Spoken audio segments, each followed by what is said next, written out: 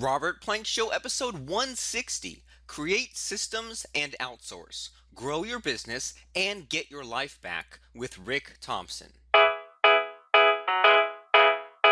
Hey everyone, and welcome back to the Robert Plank Show. Our guest today is Ric Thompson. He's the CEO and founder of Done For You Solutions. His website is doneforyouSolutions.com, and he's helping small businesses around the world put into action the principles he teaches every day as far as outsourcing, as far as getting more leverage in the day, as far as improving the operations of your small businesses. We're going to have a lot of fun. We're going to talk about a lot of ways that everyone listening can get more done in less time and have more fun and remove themselves from the business. So how are things today, Ric? Things are fantastic, Robert. Great to be here. Awesome. I'm glad you're here. So, as far as what it is you do and as far as outsourcing, just to make sure we're all on the same page, what is outsourcing? And as far as outsourcing goes, like, what makes you stand out? What makes you special? So great questions. Thanks for that. So there is some debate on like a technical or legal definition of what outsourcing is.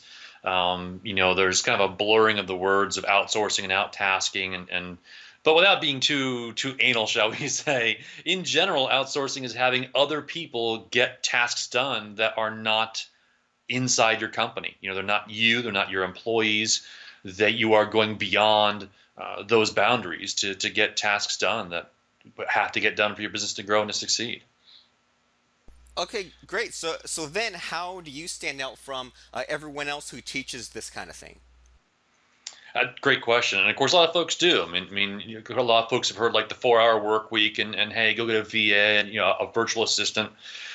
What I came to the realization of was before VAs and outsourcing really became the kind of the hot trend. I had already been doing that. I had sworn off of having employees years ago for a variety of reasons, and realized rapidly that you can't rely upon one person to do all the things that need to get done in today's modern world of technology, of business building, of marketing. You've got to have a team. Whether you have I used to have employees, I had a team, I got away from that, went into the outsourcing and found it was exactly the same thing. It didn't matter. One virtual assistant couldn't do everything. So when I started Done For You Solutions back a few years ago, I said, okay, I'm going to build this company based upon I know what works for me, which is let's get a team going. So instead of a virtual assistant company, I'm a virtual team company. I've got web developers, I've got graphic designers, I've got, yes, virtual assistants too. And I've got coordinators to help the clients move all that forward. So the idea is that with another company, if you have a single hole that you need to fill and a VA can fill it, great.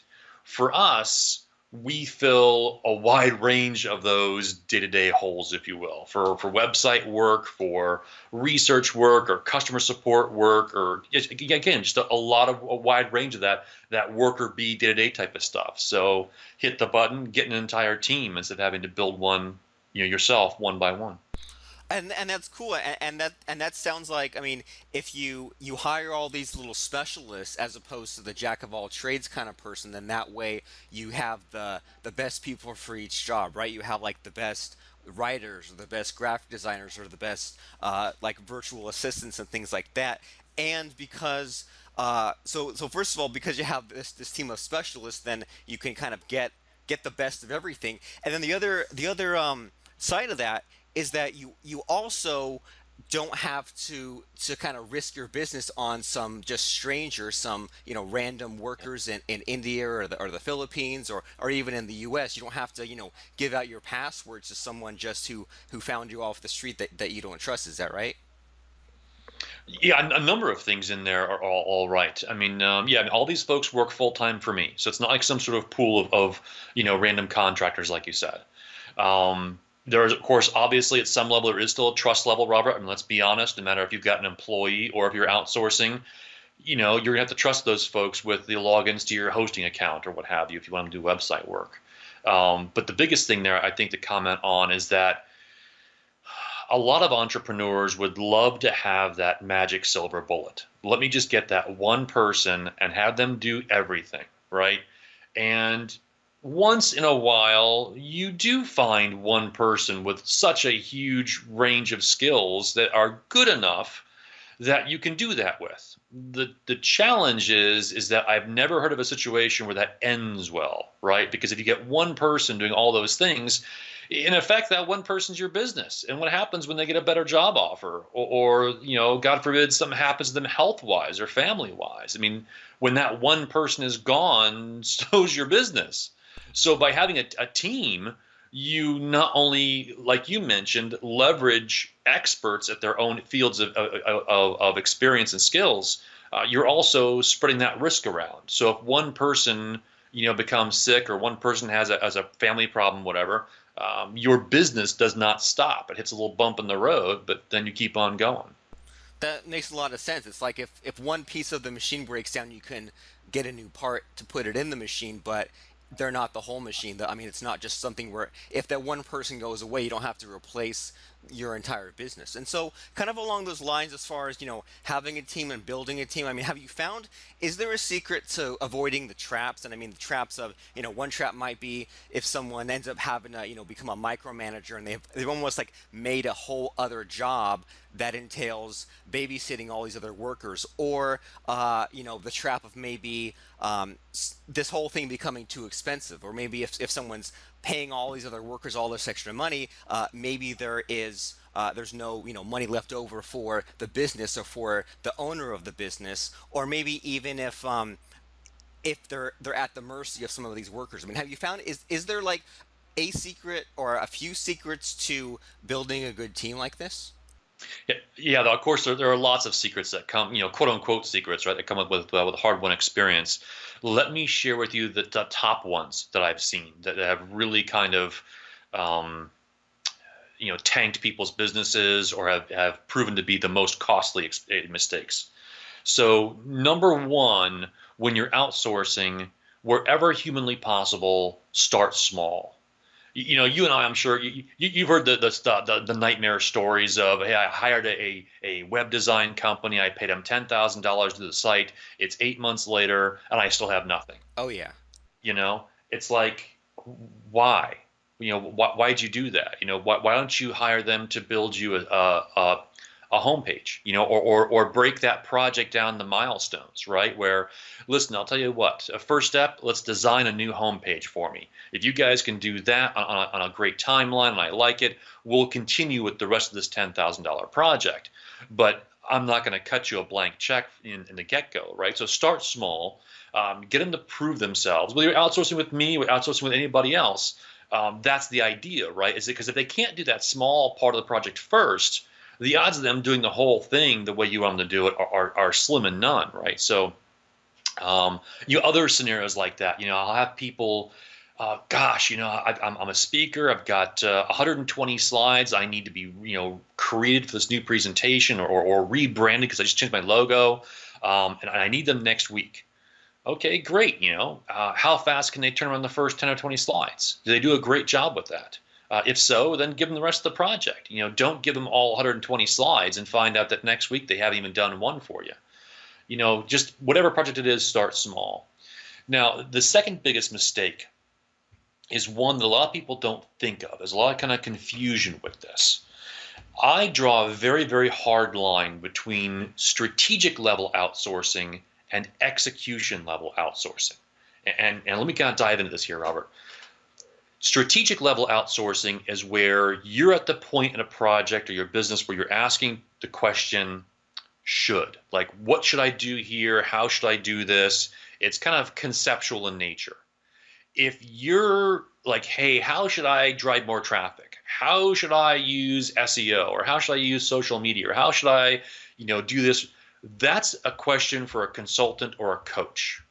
You don't ask a web developer about marketing, right? You don't ask a VA about business building advice. That is way beyond their skill set.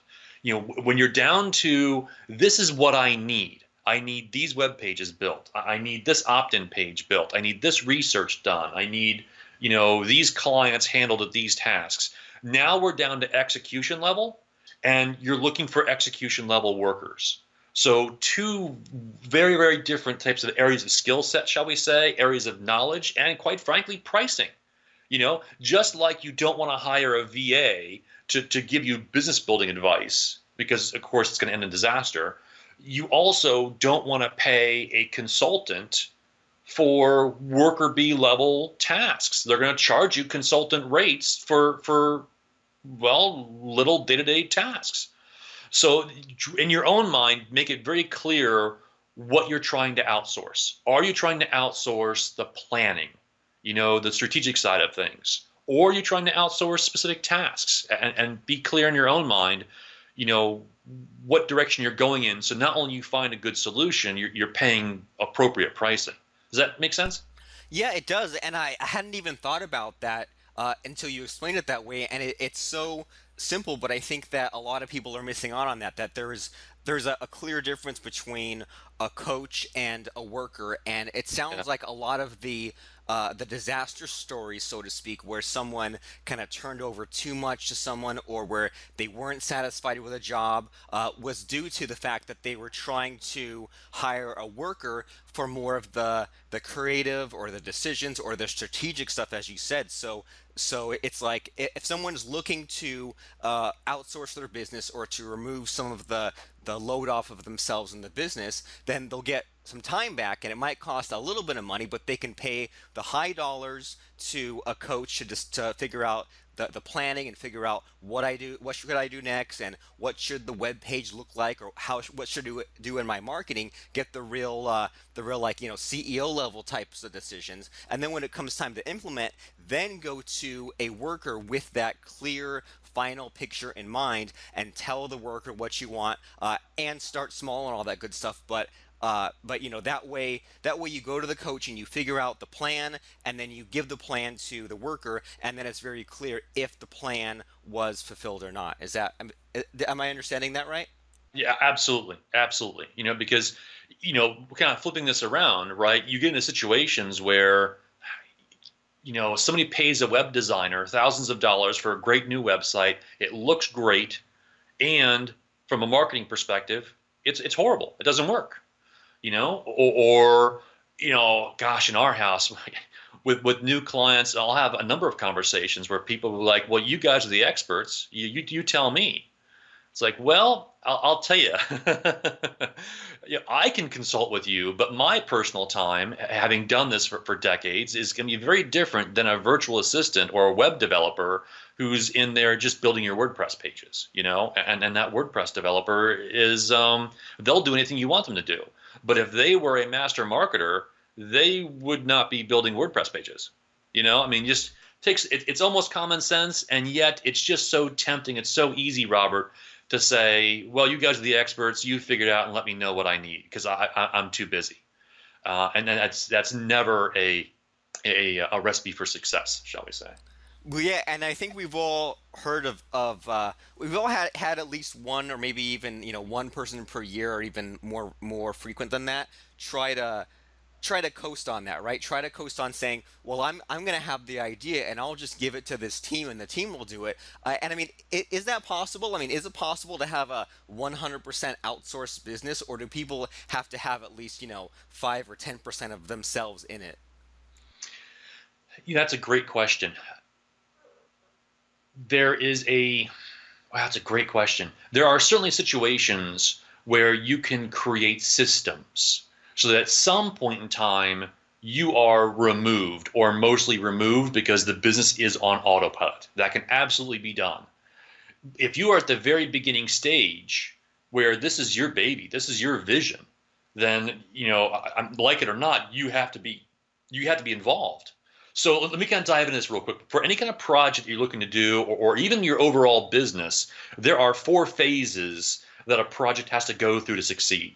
So phase 1 is dream it, right? This is wow, Robert, wouldn't it be cool if we did this, right? Let's create a killer new podcast called The Robert Plank Show. So you've got all these whys. Here's why I want to do it. Here's why it'd be a great idea. It's very, very sexy, very high energy, and not very structured, right?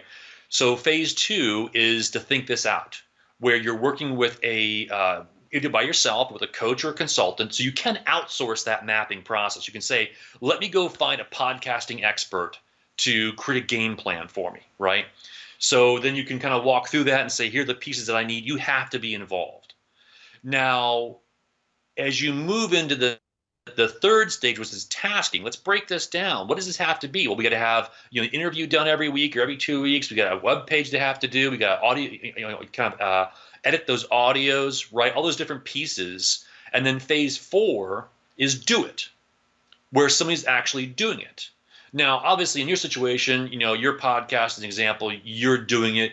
It's your baby. You're the great interviewer. You want to have hands-on.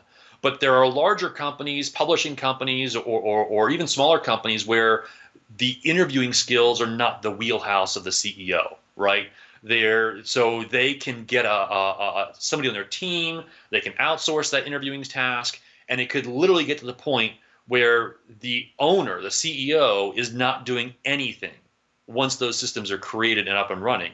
But in the beginning stages, that dreaming it and the thinking it, they have to be involved. It doesn't matter who it is. You can't pass off that strategic level to somebody else because you're the one. It's your vision. It's your dream. It has to be you involved at some level. Does that make sense? Yeah, it does, and I mean, I'm sort of a computer programmer, and just my computer programming brain hears from you that there's a little bit of debugging involved, I guess, right? Like as you figure Yeah. out like what you want to do, and you figure out the system, and you get kind of the kinks worked out, and what it also reminds me of is I mean, I'm sure that you have some like favorite channels you watch on YouTube, right, Rick? Sure. And I think about like the most successful YouTube channels, or the ones that I watch a lot of, are the ones that they consistently put out content, maybe something like once a week, and they've been doing it for years. And when I go back and look at the earliest stuff, like I look at, like there's a channel called Epic Mealtime, or there's Gary Vaynerchuk. If you look at like any of these popular YouTube people, you look at like the earliest stuff from 5-7 years ago, and it's drastically different. And in a lot of cases, they didn't have the character, so to speak, worked out. They didn't have the format worked out. Some videos were long, some were short, and then you compare it to what the result is today. And I mean, it could just have been a matter of they outsourced pieces of the of that business to make it more professional. But I always look at those content creators, and just YouTube video stars springs to mind in this case. But I look at the early stuff where it's kind of rough around the edges. They haven't quite gotten all the bugs knocked out yet. But then you fast forward to today, and it was definitely not an overnight process. But then the more current day stuff is better video quality, better editing, better sounds, just more slick and smooth and rehearsed and stuff like that. Yep. And that's kind of what I'm hearing from you, is that there definitely is a point where people can get the well-oiled machine in place, but they definitely have to be along for the ride in the getting it all figured out stage, just so that they know if they're happy with the end result or not. Absolutely. Absolutely. It's like anything else in life. It's not going to be perfect the first time around. It's going to be a learning curve, for you, learning how to outsource to your team. It's going to be a learning curve for your team potentially, and to get clear on what you're trying to do and how you're trying to accomplish it. And just overall, anything's going to get better, the 10th time you do it, the 50th time you do it, the 100th time you do it. I mean, that's just how it works. But when you want to get started, right, when you're in the very, very beginning stage, and here are these tasks that I've got lined up to get my first episode or my first few episodes up and running, a quick rule of thumb, and this is not mine, by the way. I heard this probably a bunch of different times from probably a dozen different times from different experts. When you get that list of tasks and you look at those tasks, hey, I need this video edited for my YouTube channel. Ask yourself, can somebody else do this task faster, cheaper, or better than I can? And if the answer is yes, outsource it. You've just created leverage in your business.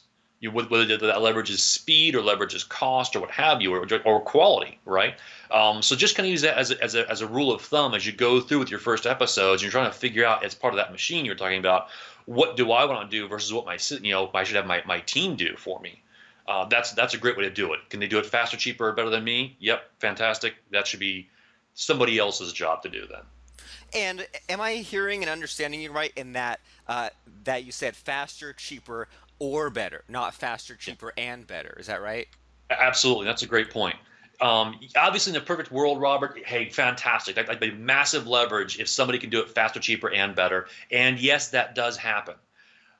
However, let's be very clear that if any one of those three conditions exists, you've created leverage in your business, right? I mean, yes, in a perfect world, I would love to have somebody who can do it faster than I can so I can leverage speed, who can do it cheaper than I can so I can leverage money, and who can do it better than I can to leverage quality. And that's certainly very, very possible. And if only one of those exists, I still win. My company still wins. My business still wins. Right, because yeah, because even if one of those things are met and someone performs this task that maybe you could have done it 10% or 1% better, but that just might be a matter of you being a perfectionist. But then now that someone is performing this task that you don't have to do, and that frees up an hour or a couple of hours in the day or in the week that you wouldn't have had otherwise, then that's time you can then dedicate to more revenue generating activities. Well, let's take it even further out. Let's say that you could do a task in an hour that takes somebody else 5 hours to do it. What is that hour of your time worth? Could you be out landing the next, hot interviewee? Could you be putting together your next product? Could you be, all those high revenue items that you could be doing with your 1 hour could be worth, you know, tons more than the 5 hours of somebody that can do as good of a job, but they're slower at it. So it's not a black and white type of question. You really have to weigh all the different aspects and what your time is worth and what you could be doing with that. Because at the end of the day, Robert, here's one more huge mindset shift for a lot of entrepreneurs. We are action takers, right? We want to jump right in there. We want to get stuff done. And why would I pay somebody to do a task that I can do in an hour that takes them 5 hours? That's ridiculous. Here's the problem. You as an individual only have 24 hours in a day. No matter how efficient you are, no matter how productive you are, no matter how good you are, you will never, ever, ever get more than 24 hours in a day. So you've got to treat that as your most scarce resource because you have a hard limit. Whereas with your business, you are not your business. Your business is not you. Your business can have 24 hours in a day. It could have 48 hours a day. It could have thousands of hours in a day because it can borrow time from people all over the world to be applied to the business needs. But you'll only have 24 hours. So you're really going to have to weigh that. Is my 1 hour of time out of that very limited pool worth it to do video editing? Just to kind of put things in perspective. Yeah, yeah, that's a pretty good insight in a number of ways because I mean, if someone were to calculate their income versus the time they put into that business, and let's say that's $100 or $200 an hour, and then there's some video editor that they can hire for $50 an hour, then great. In a way, you just made $50 per hour that person's working because you didn't have to put in that effort. And then as you're describing that, it's almost like you know it's almost like it's okay to take a little bit of a hit as I'm understanding this. Like it's okay to take a little bit of a hit on quality, or even things like, well, if this task takes me 1 hour to complete, but it takes someone else 5 hours, well, who cares? That's not my 5 hours. Like if I was going to edit a Yep. video and it would have taken me from 9 a.m. to 10 a.m., but then I hire someone to do it at 9 a.m., I do whatever I'm going to do, and they come back to me at 1 p.m. Well, who cares if it took all that extra time, because guess what? It got done and I didn't have to do it. Exactly. It's that kind of situation. It's more a matter of what am I paying? What's my cost there? And so if I'm hiring somebody else to do that task for 5 hours and it's costing me X, oh, like you said, what was my 1 hour that I regained out of my life worth X dollars, or better yet, X plus? And if it was, then it's a no-brainer. Unless you want to be the one doing that task for the rest of that business's life. And I mean, there are tasks that you've seen, or that some of your Oh clients have yeah. seen, that they want to continue doing because that's what makes their business unique, right? And that's what makes their business do its thing. Well, absolutely. I mean, like for instance, let's go back to your great show, right? The Robert Plank Show. If you had anybody else doing the interviews, it really would be a hard sell to say this is the Robert Plank Show. Yeah. I mean, so you don't have a choice. Of course, so you're a fantastic interviewer. There are other great interviewers out there, and the trade-off there would not be worth it. There are some things as the CEO, as the visionary, as the president of the business, if you will, that you can't. That's not worth trading off, no matter what. However, the list of what you can get rid of is far larger than what a lot of entrepreneurs, initially think of. And you know what, too? If I was ever confused or lost or indecisive about what tasks that I could take out of my business, I could always go and hire a coach and have that figured out for me, right? I could outsource the outsourcing. Yeah, yeah, absolutely, absolutely. I do that all the time. As a matter of fact, with my company, Done For You Solutions, a new client comes in, I do an introductory call where we talk about that. What are you doing in your business right now? What is not getting done? What are you doing repetitively? Like, hey, well, let's go back to your YouTube channel, right? Maybe I'm talking to somebody who's got a YouTube channel. Well, gosh, Rick, every week I have to edit this video and get it uploaded on the YouTube channel, and then I go do these postings on my social media. And it's like, why are you spending your time as the CEO doing that, right? Go shoot the show. We can go ahead and edit that video. We can get it loaded up in your YouTube channel and update your website with it and post on social media for you. All those tasks that are repetitive, it's a great place to start to say, stop. I'm done with that. Let me get somebody else to do that. And I'm going to remain shooting the show because that's what I love to do and I'm the star. But all these other maintenance tasks, there's no value in it. Yes, it has to get done, but not by the CEO of the company, not by the president of the company. And interesting. So like the repetitive, the maintenance, the non-creative tasks are the ones that can go. So speaking of this and speaking of done for you solutions, can you kind of walk us through really quickly like some sort of case study where someone came to you and things just were not good and maybe they were, stressed out or overworked or just things were not in the place they wanted to be and then you refined things and made it better? Oh gosh, yeah, we do that all the time, right? I mean, that's the whole idea of taking these things off of people's plates that are stressing them out, or because they're having to do them, or because they're not getting done. So it could be a website. Hey, in the past couple of years, right? If your website is not mobile friendly, you're toast, right? I mean, you're losing 60-70% of your traffic typically in many markets. My website's 4 or 5 years old, Rick. My traffic has dropped dramatically. My sales have dropped, but I have no idea what the heck I'm doing here. Now it's time to get a new website. Let's get it redesigned. Let's get it modernized. Let's get it going. And we do that all the time. Repetitive tasks. We mentioned that a number of years ago when my first clients was an email marketer, and he managed multiple accounts and was constantly getting out, managing these different email lists and getting out promotional emails. And he spent 20 hours a week, not looking for fantastic new deals and vetting new products, but 20 hours a week just taking those emails, formatting them for each of the different platforms he had, and getting them out there, the grunt work, if you will. So once he turned that over to us, I mean, you can imagine adding 20 hours a week to your life, right? I mean, it's huge. It's transformational.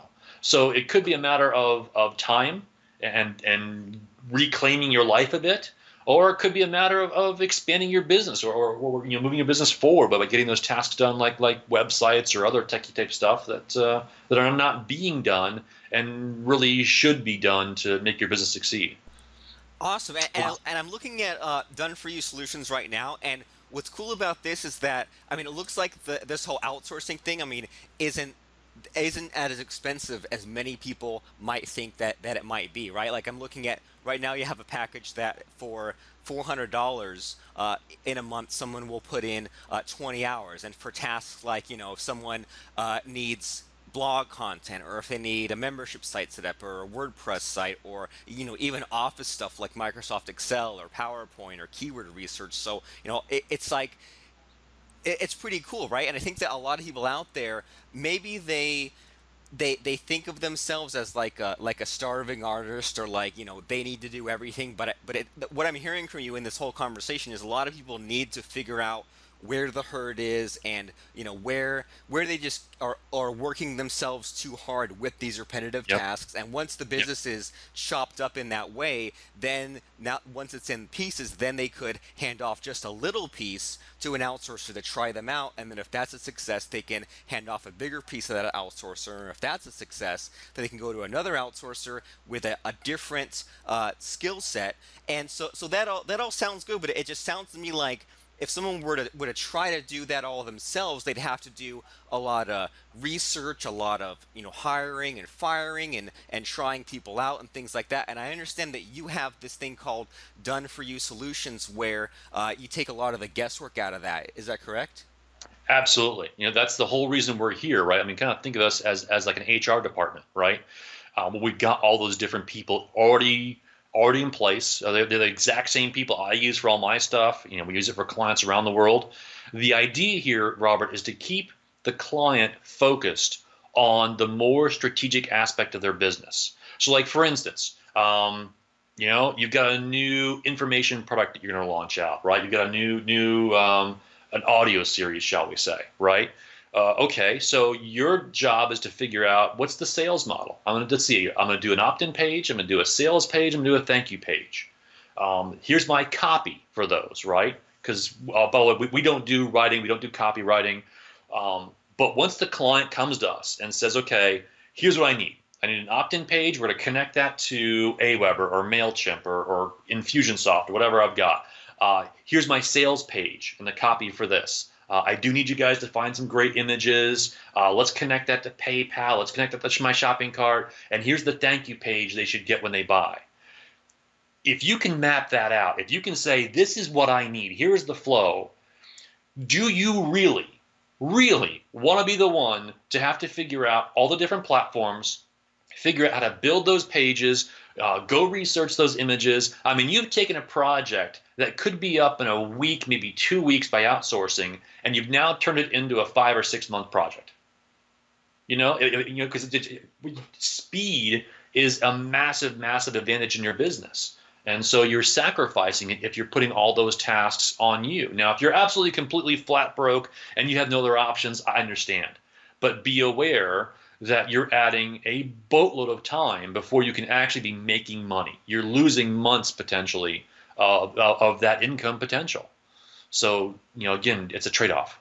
Right. And as you're describing that, I mean, if someone is delaying the destination, I guess, or they're delaying the time it takes to get to that money making stage, they might give up, right? I mean, it's like if you have this Yeah. business and if someone's only a month away from making money, then great, they can have that month to to power through and do those things that need to be done. But if you tell someone, well, you're not going to make money for 9 months, you're not going to make money for 2 years, well, I might as well give up now. So that sounds really great. And then also, as you were describing that, I mean, kind of going back to the computer programming brain that I have, is there's this thing called the iceberg principle, where you see an iceberg and it looks really tiny, but because what you're only seeing is 10% of it, like the Titanic sunk because they said, oh, it's just a piece of ice above water, but then the whole city-sized chunk of ice was underwater. So there's that part of it, in that a lot of the time and work that goes into things is just getting it just right. Like, it's easy to say, okay, well, make a landing page, hook it up to Aweber, make a web page, hook it up to PayPal. But then if the Aweber form isn't performing correctly, or if the PayPal button doesn't work, or if that that form or that landing page is a little bit off, I mean, that could easily be hours or days or weeks for someone who is inexperienced, going down the rabbit hole, trying to learn. It's almost like getting multiple college degrees just to do this thing that would take an expert 2 minutes to get figured out. So I love this idea of outsourcing. I love the way that you've laid it out for us, Rick. So your website is doneforyousolutions.com, and you have a free gift for our listeners for this show, correct? Absolutely. And this goes back to some of the comments you made, kind of earlier in the show. We didn't really dive into it too much, but, we want to start small, right? Kind of going back to that. And I understand that people have had, challenges with outsourcing before. So what I'd like to do for the listeners of the Robert Plank Show is I'd like to offer to buy the first 10 hours. We're not talking about a life-changing offer here. We're not talking, totally revamping your business, but there are a number of things that can get done in 10 hours to really give us a great trial run, shall we say, right? See how we do. And then we can go into from there an ongoing membership with you of minimum of 5 hours a month up to, 40, 80, 100 hours a month, whatever your business needs. But the idea is let's go back to start small. I'll pay for the first 10 hours, give us a shot, and then we'll go on from there. And you That can do that. Sorry, I should say where to actually get that, right? So Yeah, that would that's help. yeah, that is at doneforyouSolutions.com/trial, TRIAL. Awesome. Doneforyousolutions.com/trial. So everyone listening should go there right now. Once again, that is doneforyousolutions.com/trial. If you're listening in the car, pull over, write that down. If you're listening on the website, we'll have a link to that in the show notes. So thanks so much, Rick, for opening all of our eyes about outsourcing and showing us that there is a better way where we can have a better business, have a business that grows more, have a business that is less stressful, takes less time, and doesn't, at the same time, having all that doesn't require having a lot of overhead. We can have the best of both worlds. We can have our cake and eat it too, whatever analogy people want to use.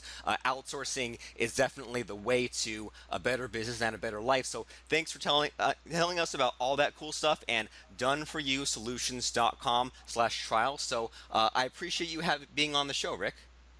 Well, thanks for having me. Very excited to be the latest episode here in a fantastic, fantastic series. Hey there, did you enjoy our interview today with Rick? Do you want to see the Robert Plank Show continue? If so, please go right now to robertplank.com/iTunes and do a couple quick things. Thing number one, click the subscribe button. That way you can ensure that you never miss another episode. Thing number two, click on the ratings and review tab and give us a 5-star review if you think we deserve and earn it. And thing number three, write us just one quick sentence. I'm saying just 10 words, 12 words, and post a written review of the show that helps us get boosted in the rankings and that keeps us moving forward and creating new episodes for you. robertplank.com/iTunes.